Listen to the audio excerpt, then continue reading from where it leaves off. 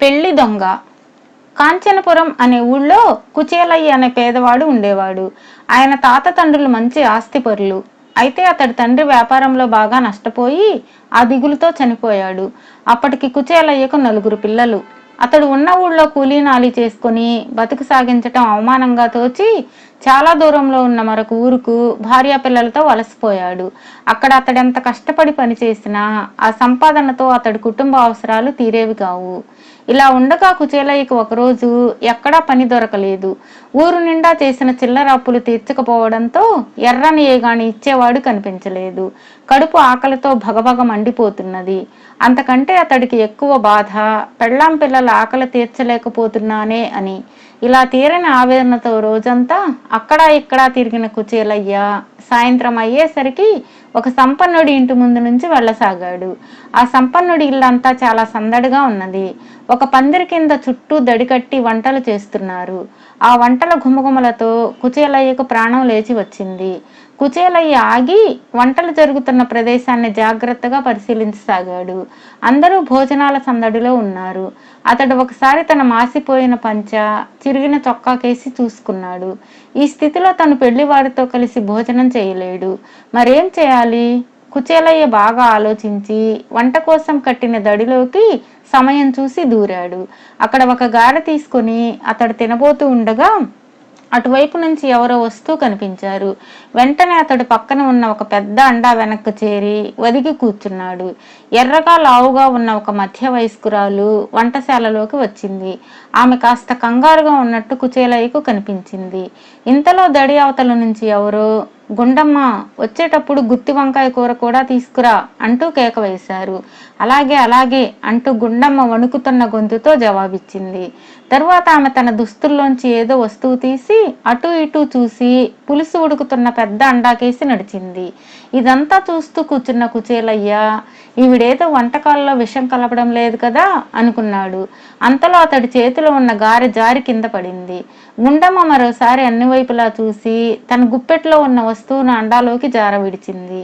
ఆ సమయంలో కుచేలయ్య అది 4 పేటల బంగారు గోవర్ధనం గొలుసని గుర్తుపట్టాడు. అయితే ఆవిడ గొలుసును కాగుతున్న పులుసులో ఎందుకు పడవేసిందో కుచేలయ్యకు అర్థం కాలేదు. అయితే కడుపులో ఆకలి మంటల కారణంగా అతడు దాని గురించి ఆలోచించే స్థితిలోనే లేడు. కుచేలయ్య ఒక బుట్టలోంచి 2 బూరెలు తీసుకుని నోట్లో పెట్టుకోబోతూ ఉండగా ఎవరో అటుగా వచ్చి కుచేలయ్యను చూసి దొంగ దొంగ అంటూ అరిచారు. మరుక్షణం కుచేలయ్య చేతిలోంచి బూరెలు కింద పడ్డాయి. అతడు లేచి పారిపోదామనుకునేంతలో 4 పనివాళ్ళు అక్కడికి వచ్చి కుచేలయ్యను పట్టుకుని తీసుకుపోయి ఇంటి యజమాని ముందు నిలబెట్టారు. వాళ్ళు యజమానితో, అయ్యా, రాత్రి దొంగను పట్టడం మహా సులువు, పగటి దొంగను పట్టడం మాత్రం మహా కష్టం అంటారు. అయితేనేం, మేము ఎంతో చాకచక్యంగా వలవేసి వీడు బూరెలు దొంగిలిస్తూ ఉండగా పట్టేశాం. పెళ్లి సందడిలో రకరకాల దొంగలు కాచుకొని ఉంటారు. వీడు మహా ప్రమాదమైన దొంగలా ఉన్నాడు అన్నారు. యజమాని పరిహాసంగా నవ్వి, మీరంతగా చెప్పనవసరం లేదు, వీడు పెళ్లి దొంగ అన్నమాట అన్నాడు. తనని యజమాని దొంగ అన్నందుకు కుచేలయ్య కోపంతో వణికిపోతూ, అయ్యా, నేను దొంగని కాను, 4 పిల్లలకు తండ్రిగా చేసేందుకు పని లేక ఆకలితో అలమటిస్తున్న ఒక దరిద్రుణ్ణి. నేను ఈనాటి వరకు ఆకలిని జయించాలనుకునేవాడిని. ఇప్పుడు ఆకలి నన్ను జయించి మీ వంటశాలలోకి పంపింది. అసలైన దొంగన ఆకలి అన్నాడు. ఇంటి యజమాని కుచేలయ్య కేసి వినోదంగా చూస్తూ, నేరానికి శిక్ష పడవలసిందే కదా, నేరం నువ్వు చేసినా నీ ఆకలి చేసినా ఒకటే కదా అన్నాడు. తరువాత ఆయన పనివాళ్లతో, ఇతన్ని నా గదిలోకి తీసుకురండి అని చెప్పి బయలుదేరాడు. పనివాళ్లు కుచేలయ్యను యజమాని గదికి తీసుకుపోయారు. అక్కడే భోజనాల బల్ల ముందు తను కూర్చొని కుచేలయ్యని ఎదురుగా కూర్చోమని అతడికి పనివాళ్ల చేత రకరకాల వంటకాలతో భోజనం పెట్టించాడు. కళ్ళల్లో నీళ్లు గిర్రను తిరుగుతుండగా కుచేలయ్య కడుపు నిండా భోజనం చేశాడు. నీకు భోజనం ఎందుకు పెట్టానో తెలుసా అని అడిగాడు ఇంటి యజమాని. తెలియదన్నట్టు తల అడ్డంగా ఊపాడు కుచేలయ్య. అన్నం పరబ్రహ్మ స్వరూపం అన్నమాట వినే ఉంటావు. లోకంలో దాన్ని దొంగిలించి తినవలసిన దుస్థితి ఏ మనిషికి రాకూడదు. నిన్ను చూస్తే రాటు తెలియని దొంగలా లేవు, చదువు సంధ్యలున్నవాడిలా కనిపిస్తున్నావు.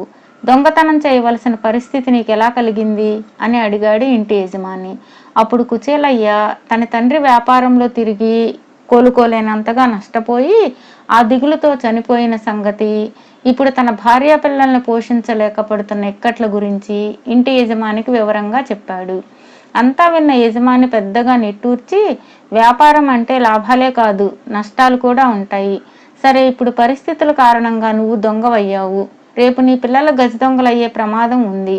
ముందు నీ ఆకలి తీర్చాను, రేపురా నీకు ఉద్యోగం కూడా ఇస్తాను. నీ భార్య పిల్లలకు భోజనం పట్టుకెళ్ళు అన్నాడు. వెంటనే కుచేలయ్య ఆయన పాదాలకు నమస్కరించి, అయ్యా, మీ రుణం ఈ జన్మలో తీర్చుకోలేనిది. నాకు కడుపు నిండా భోజనం పెట్టారు, అది పెళ్లి భోజనం.